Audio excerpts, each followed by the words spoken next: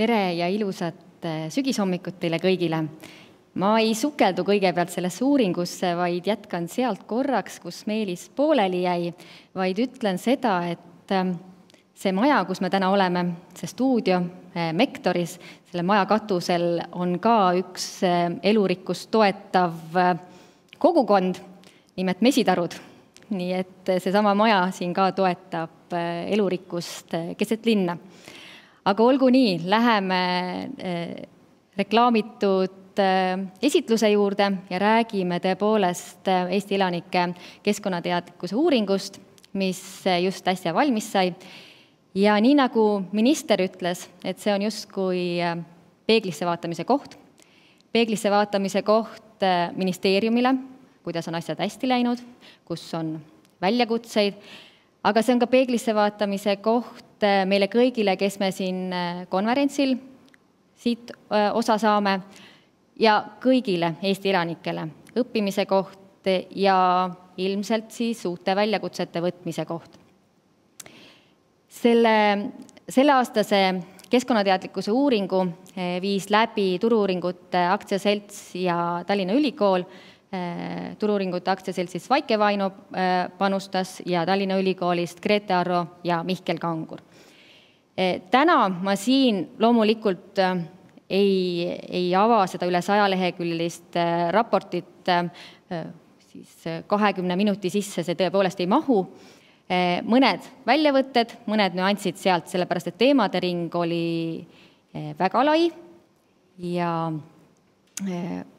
see on pigem teile isu tekitamiseks, et te võtaksite pärast aja ja vaataksite üle ja leiaksite need nüansid ise, kuhu teie saaksite panustada. Kuidas Eesti elanik arvab, milline on Eesti keskkonna seisund? Tervikuna arvatakse, et meil on hästi. 83% Eesti elanikkonnast hindab Eesti keskkonnaseisundit tervikuna heaks. Ollakse pisut kriitilisemad, kui varasemad uuringud on näidanud. Ja nende inimeste osakaal on pisut suurenenud, kes hindavad meie keskkonnaseisundit halvaks. Mida siis välja tuuakse, mida nimetatakse? Nii nagu ka 2 aasta tagune uuring näitas, on murekohad ennekõike metsateemadega, mis on praegu ka samuti aktuaalsed, on murekohad ka mereteemadega.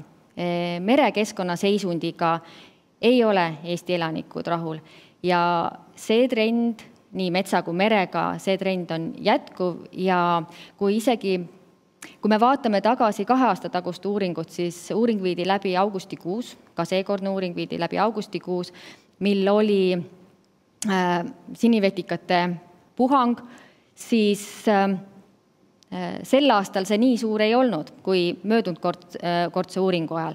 Seega see viitab sellele, et meri on inimestele jätkuvalt murekohaks ilma ka nende selle sinivetika probleemita. Aga mis on hästi? Hinnatakse väga hästi looduses viibimise võimalusi. Matkaradu antakse head hinnangut Eesti keskkonnaharidusele. Ja nii nagu minister ka oma kõnes viitas, et ilmselt eriolukord andis selle tõuke, olulise tõuke, et inimesed rohkem looduses viibiksid ja viibisidki ja sellest lähtuvalt ka just need head hinnangud matkaradadele ja looduses viibimise võimalustele. Ollakse rahul kaitsealadega, ollakse rahul ka näiteks puhta joogiveega ja jäätmete korraldamisega. Samas edaspidi, kui me seda teemat nüüd avame, siis tulevad välja mitmed vastuolulised kohad, kas ikka päriselt ollakse nende teemadega rahul. Mida nimetatakse keskkonnaprobleemideks, kus nähakse, et on vaja teha parandusi, kus on need murekohad? Jah, nimetatud metsa ja mereteemad tulevad välja nii vabavastustest kui ka loetelust ette antud nimekirjast. Küll aga olime sel aastal, panime siia ühe sõnumi juurde, mida hinnata. Nimelt, kas te olete rahul Eesti elanike keskkonnateadlikkusse panustamisega, kuidas te näete, et sellega meil on kui keskkonnaalase väljakutsega. Ja 12% elanikust arvasid, et see on meil keskkonnaalane valdkond, millega me peame tugevamalt ja jõulisemalt tegelema. Kusjuures see joonis, mida te praegu näete, diagramm, see allpool see nimekiri on oluliselt pikem ja allapoole jäävad näiteks kliimamuutustega tegelemine, keskkonnasõbralike energialahendustega tegelemine, suurehitistega tegelemine, ehk et inimesed näevad ja märgivad ära, et Eesti elanike keskkonnteadlikkuse suurenemisesse panustamine on äärmiselt oluline. Mis see keskkonnateadlikkus siis on ja kuidas inimesed seda märkavad, mis selle taga on? 80% Eesti elanikest peab ennast keskkonnateadlikuks. See on pisut vähem kui eelmine uuring näitas. Ilmselt on seal taga teatud kriitilisus ja arusaam, et keskkonnateadlikkus ei ole lihtsalt see, et ma tean fakte, vaid sinna juurde peab ikkagi tulema ka käitumine. Need inimeste profiilid on erinevad, kes peavad ennast enam keskkonnateadlikeks ja kes peavad ennast vähem keskkonnateadlikuks. Loomulikult peab minema enam sinna andmete taha ja vaatama, kuidas see muster tervikuna seal taga on. Kui aga me palusime inimestel anda tagasisidet ja vastus sellele, et kuidas teised inimesed käituvad, kas teised Eesti elanikud on keskkonnateadlikud, siis nii nagu möödunud kordses uuringus tuli ka sel korral välja, et naaber ikka ei ole nii keskkonnateadlik, ehk et 65% Eesti elanikest arvas, et Eesti riigi elanikud on keskkonnateadlikud. 80% arvas, et ise olen keskkonnateadlik ja 65% siis, et teised Eesti elanikud on keskkonnateadlikud. Pisut vaatasime ja uurisime nende vastuste erinevate küsimustega arusaamu ja teadmisi ja seoste nägemise oskusi Eesti elanikel. Ja pakkusime neile välja pika nimekirja erinevatest väidetest, arusaamadest ja ootasime siis neile vastuseid ja ilmselt inimesed teadsid väga mitmetele vastusele, mitmetele küsimusele, milliseid vastuseid oli oodata. Jah, loomulikult tuleb jälle vaadata uuringu taha põhjalikumalt ja erinevaid küsimusi ja vastuseid kokku kombineerida, et saada see täistõde sinna taha, kas need vastused on antud selliselt, et ma tean, mis on õige vastus, et ma klikin sinna peale oma vastuse. Taustaks veel nii palju, et tegemist ei olnud internetiküsitlusega, vaid silmast silma intervjuuga ja küsitleti üle 1000 inimese. Nende arusaama ja vastastikku mõju kirjeldavate küsimustega andsid inimesed signaali, et nad mõistavad, nad saavad aru, et inimesed on ökosüsteemi osa, neil on, kõikidel liikidel on võrdsed õigused siin ökosüsteemis toimetada. Nähti seda, et inimesed rängalt kasutavad ära looduskeskkonda ja mõjutavad seda. Samas, kui paluti neil vastata tulevikunägemust eeldavatele küsimustele, väidetele, siis ei oldud päris kindlad, et inimesed on võimelised ja ka edukad erinevate lahenduste loomisel, mis viivad meid parema maailma suunas. Nii nagu möödundkordses uuringus, tol korral oli siis esmakordne 2 aastat tagasi, anti ette paar väidet, paar kirjeldust erinevatest olukordadest ja paluti vastajal anda oma arvamus, kuidas vastaja näeb, mis selle toimetamise taga on.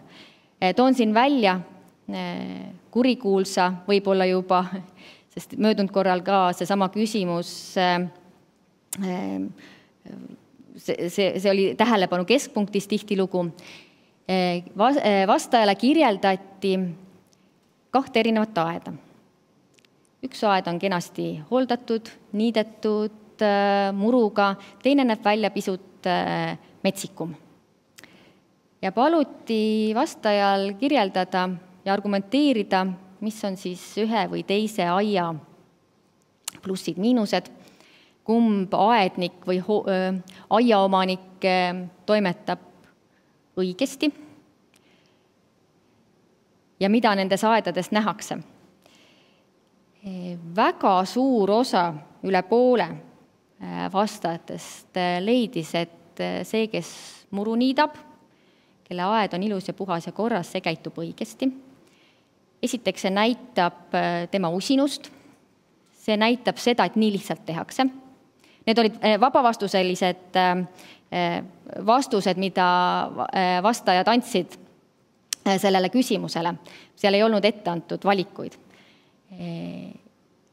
Väga vähesed vastajad nägid, et see hooldamata aed, justkui hooldamata aed, pakub elurikkust, pakub võimalusi erinevatel liikidel seal toimetada. Pigem nähti selles, et see on puhas laiskus, et kui selline aed on ja niidetud muruga aed on mõnus aed, sellepärast ka just puukidega me siin ennem lõpetasime, pole puuke, pole rästikuid ja lastel on mõnus joosta. Siin me peame vaatama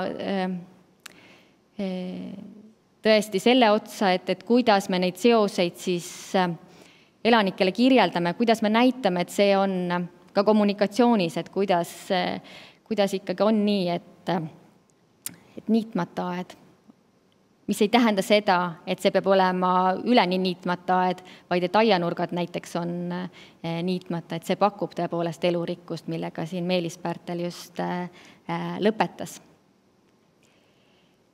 Kuidas tajutakse iseenda rolli keskkonnahoius, keskkonnateadlikus käitumises? Väga paljud inimesed tunnevad muret keskkonna pärast.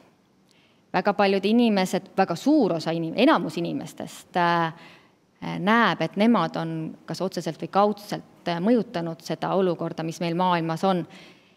Ja siin pigem tegelikult mitte maailmas, vaid Eestis, sest oli ka üks selline küsimus, kus me palusime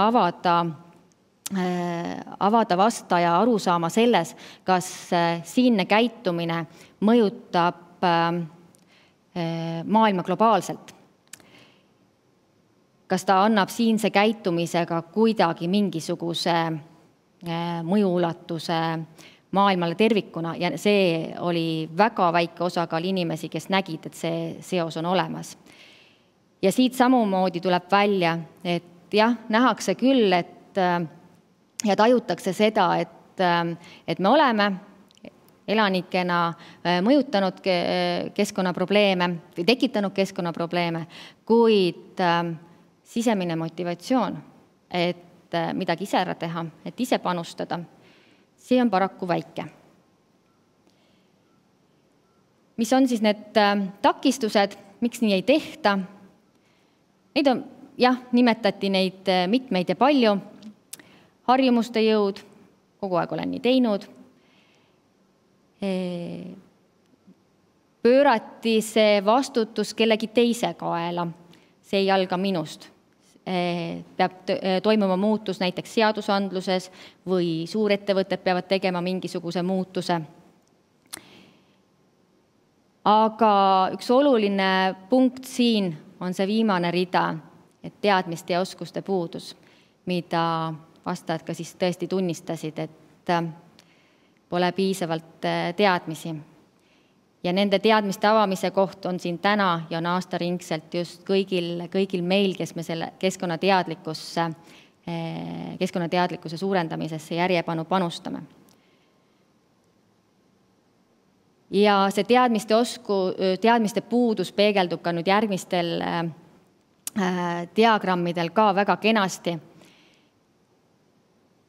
Mida Eesti elanik teeb, et panustada keskkonnahoidu? Pealkirigi juba esitlusel ütleb, et üks suurim teema, üks suurim tegevus, mida tehakse, on prügi sorteerimine. Jäätmete liigiti kogumine, ohtlike jäätmete viimine kogumiskohtadesse, ükskõik mis moel, kas vabavastused või loetelu, ikka tuleb prügi esimesena. Ja kõik muud teemad alles riburadapidi järgi.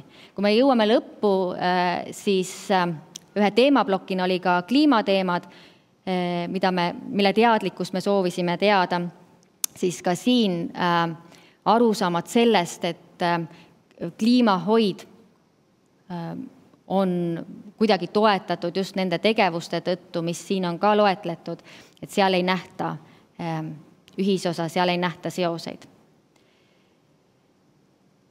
Ja selle sama prügi sorteerimise osas, seal nähakse kõige suuremat seost ka keskkonnahoidliku käitumise vahel, et ma teen seda sellepärast, et keskkond oleks hoitud. Muude tegevuste puhul need signaalid nii jõulised ei ole. Veel nendest takistustest ja miks küsimustest. Kui siin te näete, et 43% Eesti elanikest sooviks elada keskkonnasäästlikumalt, keskkonnahoidlikumalt ja 17% ei soovi seda, siis ma avan selle 17% tausta pisut. See ei tähenda seda, et need inimesed on keskkonna suhtes kuidagi vaenulikud, vaid see tähendab seda, et 17% inimestest arvab, et nad on teinud juba niigi. Et nad ei peagi mitte midagi muud tegema, seepärast, et nad ongi juba keskkonnasäästlikud ja hoidlikud toimetamaks. Tuleme nüüd kliimateadlikkuse juurde ja kliimasüsteemidest arusaamise juurde. See oli üks suur lisablokk uuringus ja sinna sisse tasub teil kõigil süvitsi minna, et aru saada nendest detailidest ja murekohtadest. Mina isiklikult näen siin selgelt murekohti, sest arusaamad sellest, kuidas kliimamuutused meid igapäevaselt mõjutavad ja millised on kliimaalane teadlikkus Eesti elanikel, see on väljakutset pakkuv.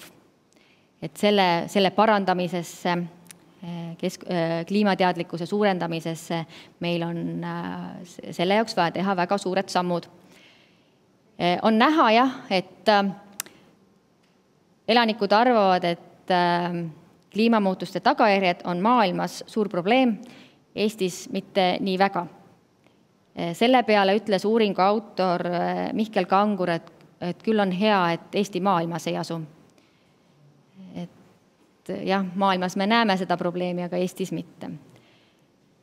Millest see tuleb? See tuleb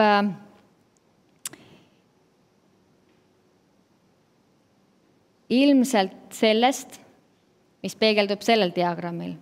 Inimesed ise tunnistavadki, et nad ei ole kursis kliimaalase infoga ja erinevad teisedki küsimused, mis seal küsitluses olid, viitavad sellele, et ei teatagi täpselt, mis need kliimamuutustest tingitud mõjud Eestil on ja ei tajuta ka seda seost, et kuidas meie igapäevane käitumine annab tõuke kliimamuutustele, kuidas meie igapäevane käitumine saab olla hoidlikum ja toetada seda, et leevendada kliimamuutuste mõju. Siin mõni vabavastuseline loetelu, mida nähti siiski, et kliimamuutused endaga kaasa toovad. Koondina antakse alati keskkonnateadlikkuse uuringu lõpparuandes keskkonnateadlikkuse indeksist ülevaade. Indeks koosneb hästi paljudest erinevatest komponentidest ja see praegu viitab, et see on väga mõnusas tõusvas trendis, ehk et Eesti elanike keskkonnateadlikkus justkui suureneb. Aga kui läheme selle uuringu sisu sisse, siis see päriselt nii ei ole ja ilmselt tuleb vaadata üle keskkonnateadlikkuse indeksi erinevad komponendid, mida ta päriselt peegeldab. Tuleme tagasi esimese lehe juurde, pealkirja juurde, kas jätkuvalt vaid prügisorteerijad. Ilmselt jätkuvalt vaid prügisorteerijad, kes kliimamuutuste mõjust paraku vähe teavad. Aitäh! Suur tänu, Liisa Puusepp. Ja meil on hea võimalus rääkida paar sellist vaheklõksu veel üle, et sinuga ja tegelikult ka Meelis Pärteliga me kohtume ka veel vestlusringis õige pea. Ja ma loodan väga, et seal head vaatajad, head kuulajad lisavad veel küsimusi, mis neil siin päeva jooksul juba kerkinud on, nii et me saame vestlusringis kütust juurde nendest mõtetest. Aga praegu ma küsin näiteks sellise küsimuse, mis puudutab, kas uuringu koostajad ise seda tööd tehes on märganud ka, et küsimused peavad kuidagi ajas muutuma, see, mida rahvalt küsitakse, või on enamasti sellised standardsed lähenemised, mis annavad kõige parema ülevaate, kuidas siis inimene aru saab asjast? Ja see küsitlus või küsimustik ise koosneb seal on üle 50 küsimuse. Ja seal on teatud osa on standardsed küsimused, mis peavadki ja mis on ette nähtud, et nad ongi sellised standardsed, aga et näidata just seda ajas muutumist. Aga on teatud osa küsimusi, mida peabki ja tulebki muuta ja järjepidevalt, et tõepoolest aru saada seda, mis on nende vastuste taga, et avada rohkem neid tagamaid, miks me ei käitu ja millised on meie arusaamad keskkonnahoiu osas. Et seal teatud osa küsimusi on muutuses. Väga hea. Üks küsimus on tulnud ka korraldajatele, et kas on slaide võimalik näha pikemalt. Mul on 2 uudist. Me oleme nüüd juba rääkinud, me proovime slaide pikemalt näidata, head vaatajad ja kuulajad. Ja teiseks, kõik ettekanded ja ka slaidi esitlused lähevad üles keskkonnahariduse koduleheküljele õige varsti. Nii et kõike on võimalik järel kuulata, vaadata ja läbi sõrmitseda. Niimoodi, üks küsimus veel, Liisa. Milline võiks olla motivaator suunamaks inimesi veelgi rohkem keskkonnasõbralike käitumisviiside poole, kas sisemine või välimine? Et mis on selle sisemise ja välimise motivaatori vahe, eks? Just. Et välimise motivaator on see, et ma saan preemia selle eest. Ma hoian rahas kokku ja mingisugune mõnus preemia mulle sellega kaasneb. Sisemine motivaator on tõesti see, et ma olen tulnud ise sellele arusaamal, et minu käitumine on keskkonnahoidlik. Mul on vaja seda keskkonda hoida, et see on minu elukeskkond, minu ruum, mul on sisemine vajadus sedasi toimetada, et see on hoitud. Et neid motivaatoreid on mitmepoolseid. Ilmselt saab riik siin palju ära teha, saame teha läbi hariduse seda motivatsiooni suurendada, aga saame ka läbi enese mõtestamise toimimise siin ökosüsteemis selliselt läbi enda mõelda, et see on minu sisemine motivatsioon hoida looduskeskkonda tervena.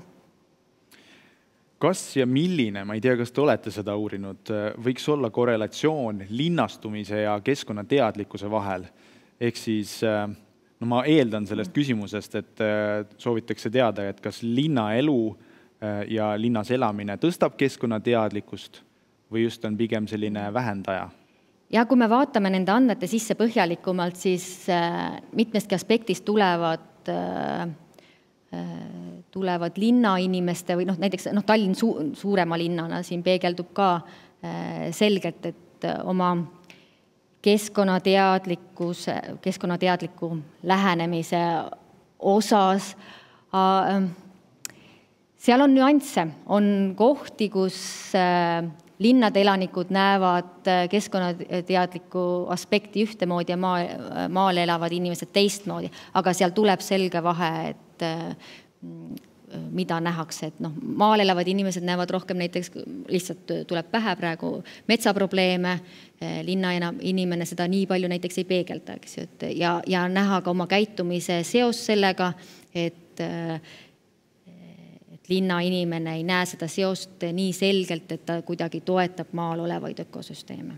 Et see tuleb väikeste detailidena tuleb uuringust välja. Niimoodi, liigume järgmiste küsimuste juurde. Siin on üks eelnev küsimus, aga ma loen siit, et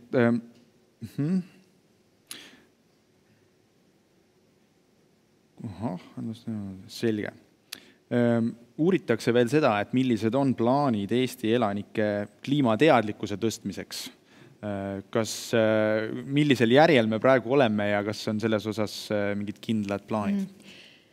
No ilmselgelt praegu see uuringu tulemus annab ka kõva tõuke edasi, et seda teadlikkuse suurendamisesse panustada. Ministeeriumil on käimas erinevad suunad ja plaanid ka sinna panustada nii kommunikatsiooni toel, nii haridusse panustada, jah, mitmel moel, et see on kindlasti ja nüüd üha jõulisemalt tõesti ka laual. Selge. Suur tänu veel kord Liisa Puusepp, Keskkonnaministeeriumi keskkonnateadlikkuse nõunik ja Tallinna Ülikooli teadur. Aitäh nende uudiste eest.